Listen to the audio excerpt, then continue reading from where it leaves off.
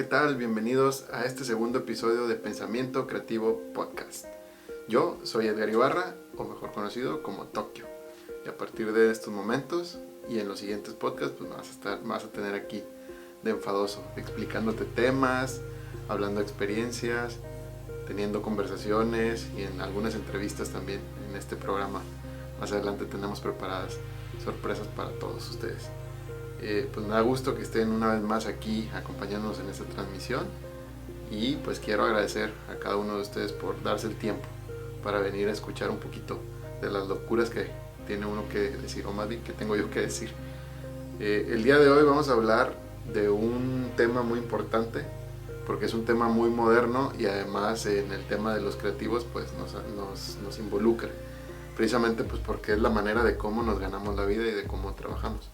Vamos a hablar de la economía creativa.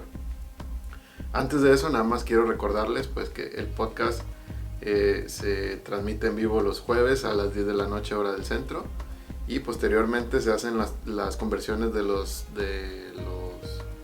o más bien se hace la edición para que lo puedan escuchar en las plataformas de podcast. Y pues, ¿qué más? Recuerden también pues que se tienen que suscribir, por favor, ayúdenos a conseguir los primeros 100 personas para poder tener el link oficial ya de Pensamiento Creativo Podcast y pues que le den me gusta, se suscriban y también cualquier información que quieran tener en las páginas, pues bueno, está la de Cotton Black y está mi página personal en Facebook que me encuentras como Edgar Ibarra. En el programa pasado tuvimos algunos problemillas técnicos y pues bueno, andamos tratando de solucionar esa parte. Entonces vamos a ser un poquito más ágiles y resolviendo ya esa situación en concreto. ¿Qué es la economía creativa? La economía creativa es una economía que surge hace muy poco, es muy reciente, aunque no es nueva, también hay que decirlo, porque tiene que ver con todo lo que se produce a través de las ideas. O sea, la materia prima de la economía creativa son las ideas y el conocimiento. Y cuando uno tiene ideas y conocimiento, que lo podemos asociar a la creatividad, entonces eso es lo que nosotros vendemos como servicios o productos. Y entonces, pues esa es una economía relativamente nueva en su concepto, pero a lo largo del tiempo pues ha existido, ¿no? Todo lo que tiene que ver con nuestra manera de generar productos donde podamos innovar, donde podamos tener nuevas formas de transformar los espacios o de comunicar ciertas situaciones, pues entran en esta categoría de economía creativa. John Hawkins es uno de los primeros o de los teóricos que empieza a hablar de economía creativa y él describe la economía creativa como actividades en las cuales la creatividad y el capital intelectual son la materia prima fundamental. Y esto es muy reciente, estamos hablando que es como del 2001, yo en el 2001 tenía 21 años, creo, estaba en la mera flor de mi juventud. Y actualmente pues ya ha avanzado el tiempo y han descubierto nuevas cosas de la economía creativa. Naturalmente la economía creativa se relaciona también con los tipos de generaciones económicas que existen actualmente, ¿no? Ya para ustedes va a ser muy familiar el término de millennial, el término de centennial, el boomer, generación X. Bueno, la economía creativa tiene una separación muy importante en estos segmentos económicos que hemos vivido en esta era. ¿Cuál es la diferencia? Bueno, los boomers son una generación en la cual el trabajo era de por vida, ¿no? Y no había otra cosa más que la actividad que tenías que hacer, la aprendías bastante bien y te especializabas y te hacías muy bueno en esa actividad y esa la realizabas toda tu vida hasta que te jubilabas. El éxito de los boomers pues era precisamente eso, llegar a la jubilación pues para poder retirarse y disfrutar de las ganancias, pero por lo general eran actividades muy específicas, producción, fábricas, o sea, no había elementos tan creativos en ese sentido, porque eran cosas sistematizadas. Después vienen los la generación X, y pues en esa varias de las personas que estuvieron en esa parte encontraron algo que se llamaba el happy hour. Y en el happy hour pues era eso, precisamente el querer tener éxito de una manera más rápida los llevaba a que fueran más intrépidos y más eficaces.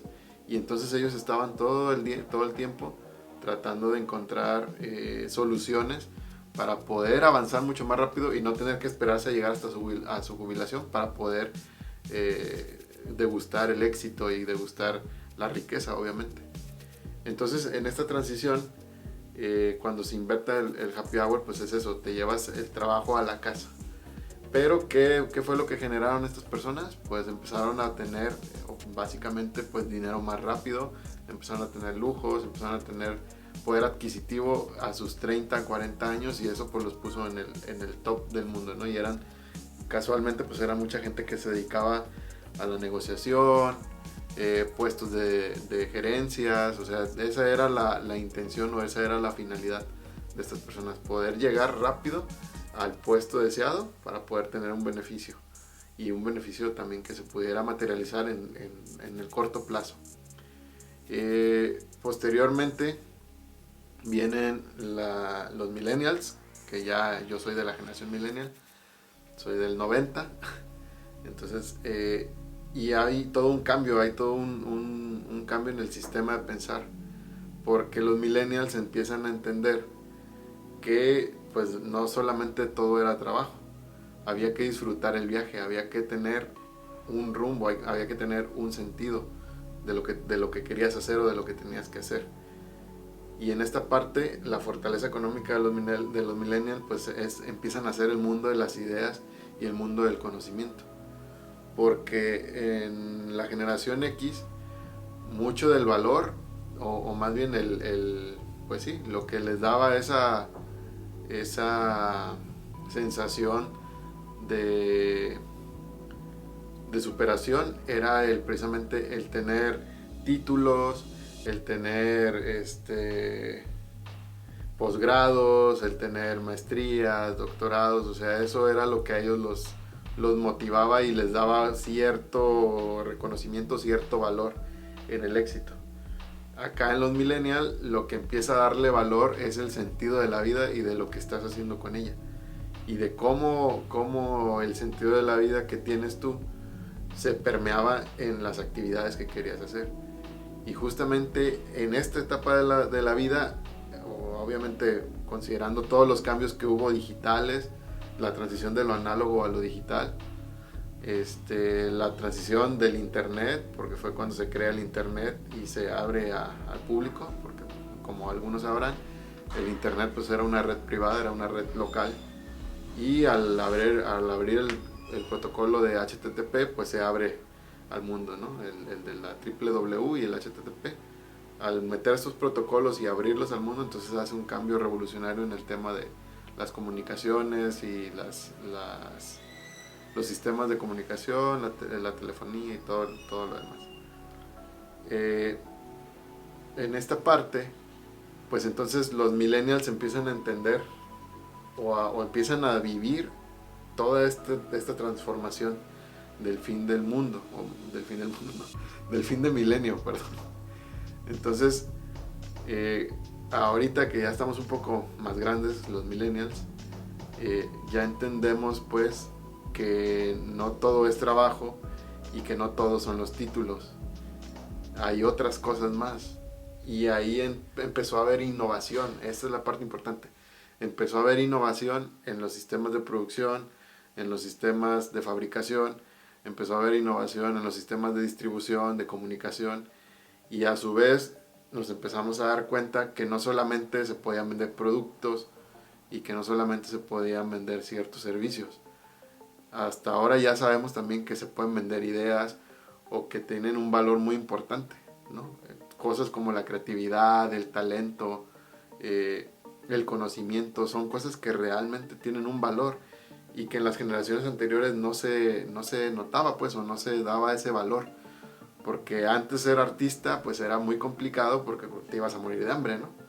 Porque pues eras artista, y el artista, para poder ganar dinero en en el modelo antiguo o en el siglo pasado, pues es que o tenías que ser muy reconocido o tenías que tener una lista de contactos muy amplia que te pudiera hacer que te diversificaras en ese mercado. Pero hoy en día, con el cambio de las tecnologías, las redes sociales, los nuevos aparatos tecnológicos que nos permiten distribuir información de manera rápida, pues nos hacen saber que no es necesario tener esas cuestiones. Ahora un artista puede explotar su creatividad en muchas formas y hacerlo o distribuirlo en un mercado que está vigente y que cada vez es más fuerte y más latente.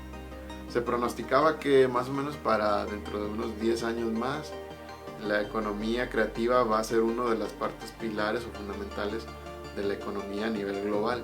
Ahorita todavía está en construcción, mas sin embargo ha estado creciendo. ¿Por qué? Pues porque toda esta economía creativa, que se conforma de muchas ramas, como la arquitectura, el diseño, la música, el arte, todo este tipo de empresas, o más bien todo este tipo de personas o profesionistas, pues están agarrando cada vez más auge, están cada vez innovando más, están cada vez descubriendo nuevos sistemas, están cada vez generando nuevas propuestas, y esto genera un valor importante, pues porque el mercado así lo dicta, pues así lo demanda. Hay mucha gente que requiere esos servicios actualmente, ¿no?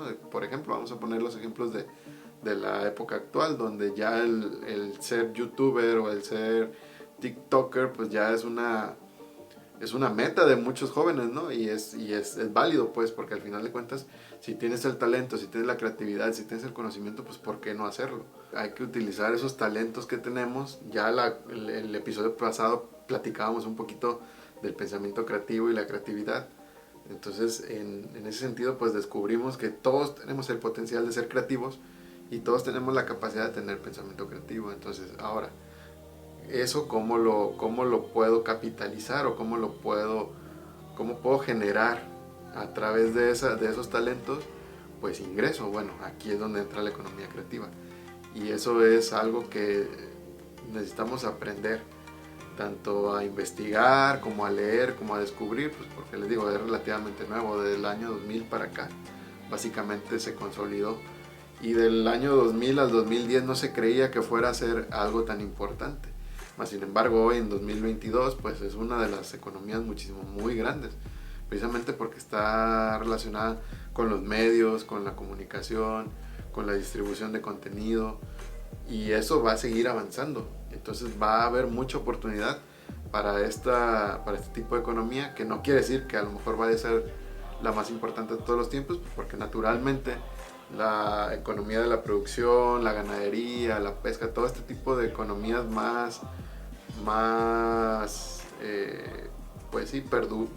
que han durado más a través de los tiempos, pues es difícil competir o quitarles ese puesto, pues porque son actividades que hemos hecho desde que el hombre empezó a consolidarse como una especie en evolución y con un cierto grado de raciocinio.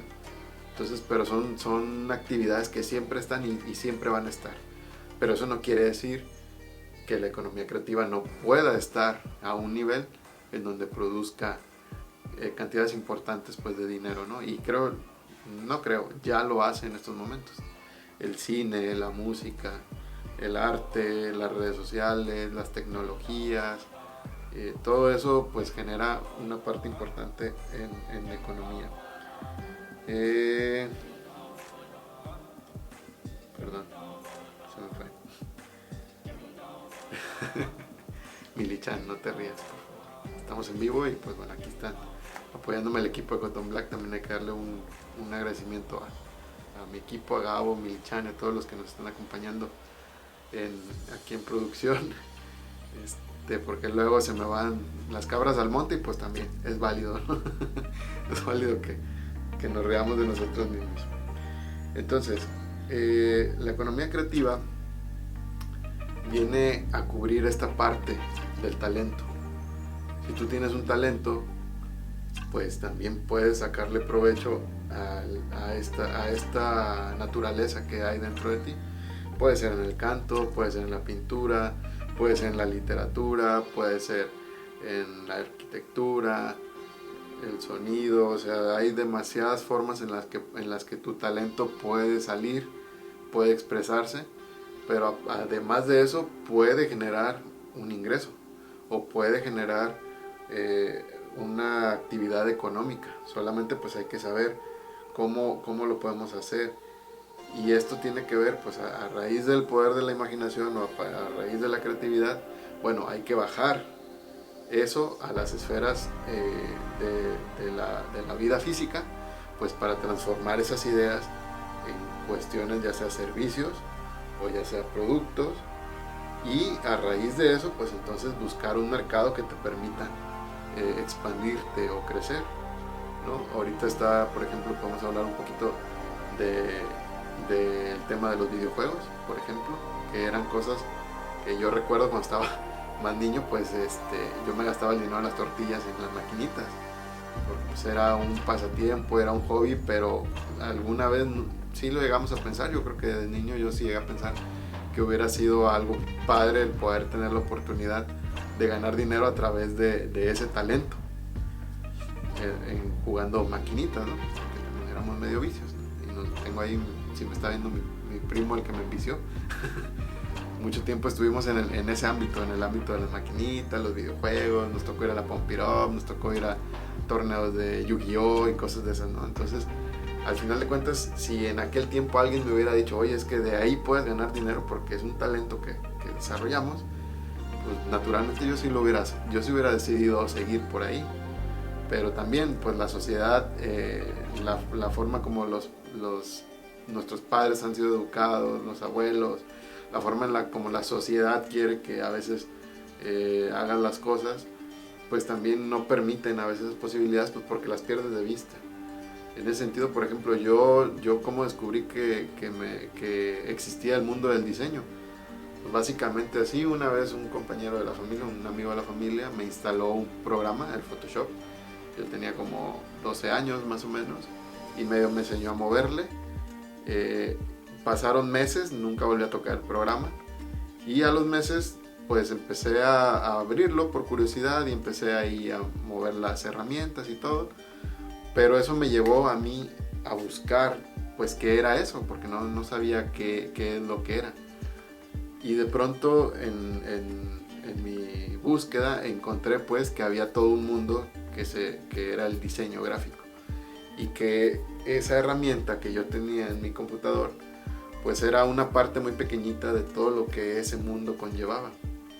Naturalmente eso me empezó a llevar a buscar más y más y más y más, pues hasta que terminé en donde estoy, ¿no? Entonces, cuando uno tiene esa posibilidad a la mano, o cuando uno sabe o encuentra que existen otras cosas en el mundo que no es lo común, pues te abre el panorama, porque empiezas a buscar, te empiezas a sentir eufórico, emocionado, porque son talentos naturales que ya tenemos.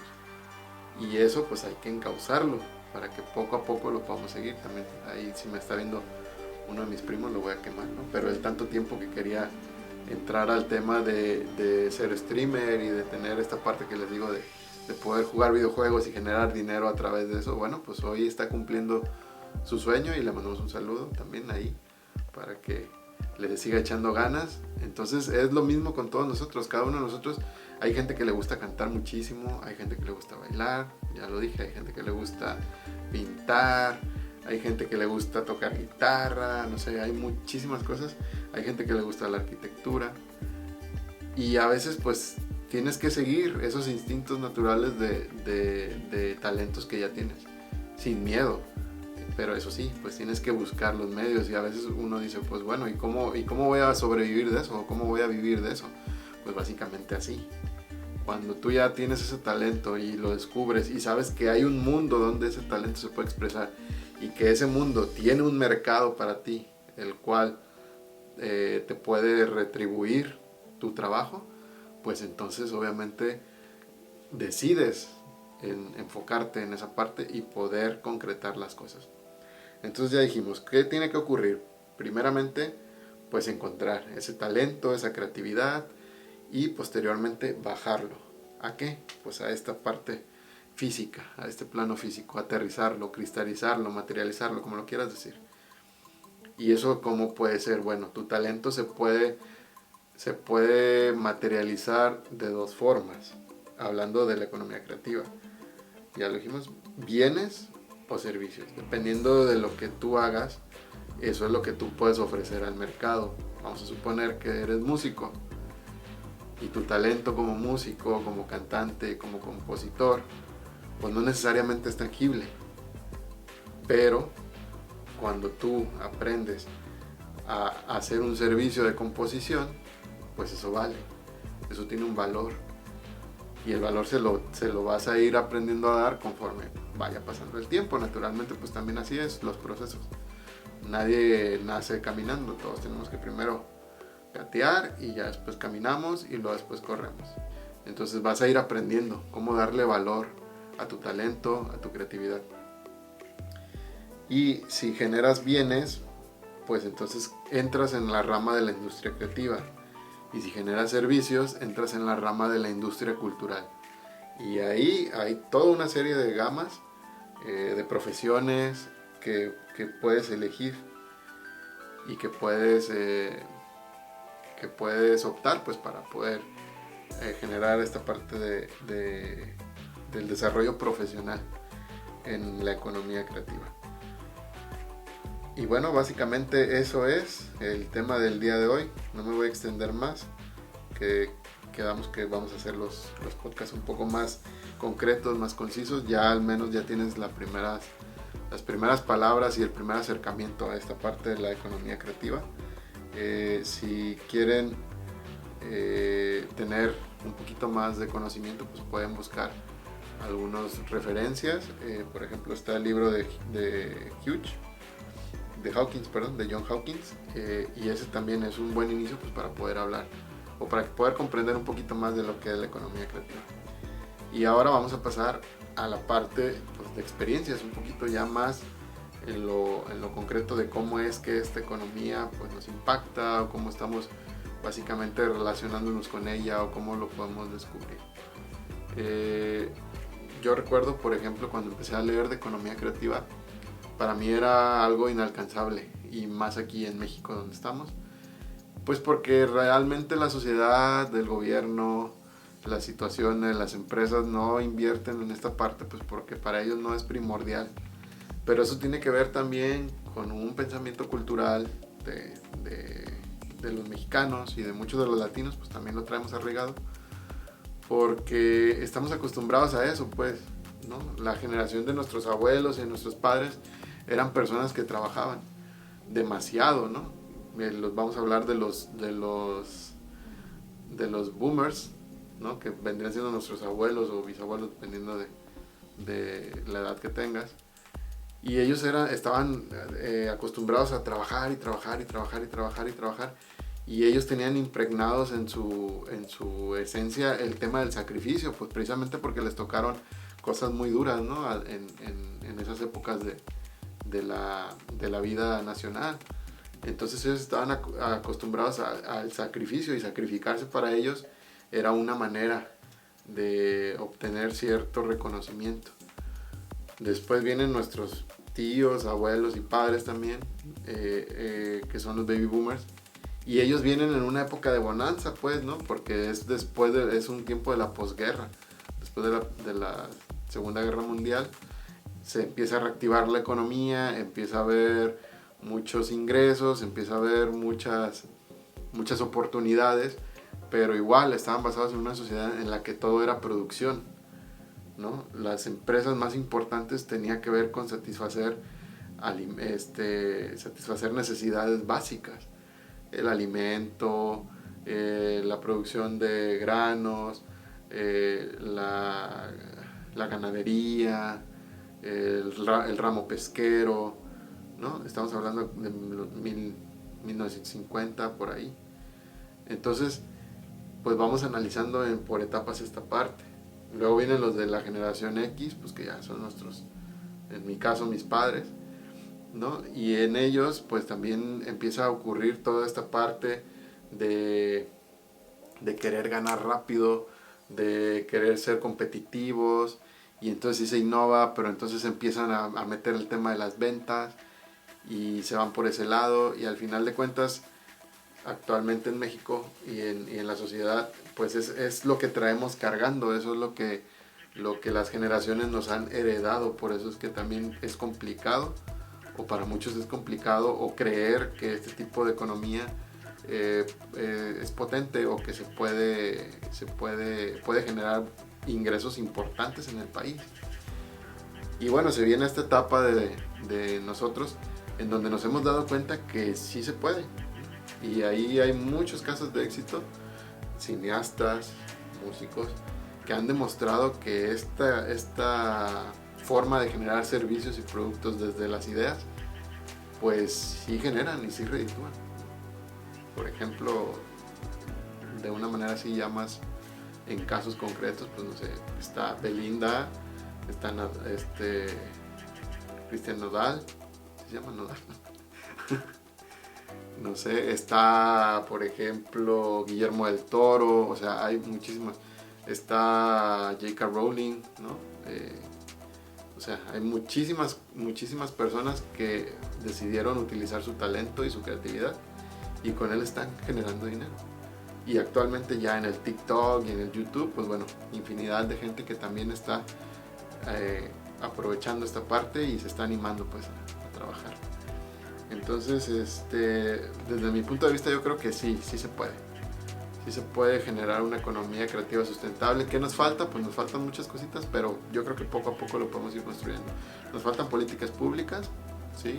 Para poder meter al gobierno estas dinámicas y que puedan empezar a generar realmente estrategias y presupuestos que ayuden y fomenten el tema de la economía creativa, ¿no? Y también en el tema educativo, por ejemplo, pues el gobierno tiene que ser responsable de poder ayudarnos a concretar estas cosas. Voy a poner un ejemplo bien claro que me gustó, porque lo leí el otro día hace tiempo en las noticias y se me hizo muy padre, porque realmente te das cuenta que hay gente que está pensando en otras cosas, ¿no? Por ejemplo, estaba leyendo que en China tienen una secretaría de economía de monedas digitales, ¿no? O sea, ese es otro rollo, es otro contexto. Y si ese tipo de cosas las pudiéramos implementar en nuestros países, pues creo que la economía creativa se despuntaría todavía aún más. Sin embargo, pues ahí es una batalla que deberemos de hacer los creativos y creativas del país para poder avanzar hacia ese lado. ¿Qué más? La tecnología, sobre todo. La ciencia y la tecnología es súper importante, y el hecho de que en los países generalmente latinoamericanos no se invierta en esta parte, pues genera atrasos importantes y nos desbanca también en la parte de la economía creativa, porque naturalmente todo lo que tiene que ver con ciencia y tecnología pues nos va ayudando a mejorar estos procesos de producción, de distribución, y necesitamos aprender o necesitamos invertir en esa parte. Y todo esto nos lleva a la parte medular, que es cómo le vamos a dar valor a nuestro trabajo, a nuestro proceso creativo, y cómo lo podemos adecuar o cómo lo podemos enfocar hacia la parte de la economía creativa. Pues no hay una fórmula como tal, en realidad no existe, o sea, cada quien le da el valor que cree que su trabajo tiene, y de cierto modo pues es un poco subjetivo, pero lo que les puedo decir es que a lo largo de los años y la experiencia que he tenido, pues uno le va dando valor a sus productos, a sus diseños, a sus talentos, conforme vas aprendiendo y conforme vas obteniendo más conocimiento, porque precisamente eso es lo que le da el valor, el conocimiento total adquirido y acumulado a lo largo de los años, que te hacen mejorar o que te hacen ser bueno en lo que eres, y que poco a poco lo vas ejecutando con mayor naturalidad y con mayor facilidad.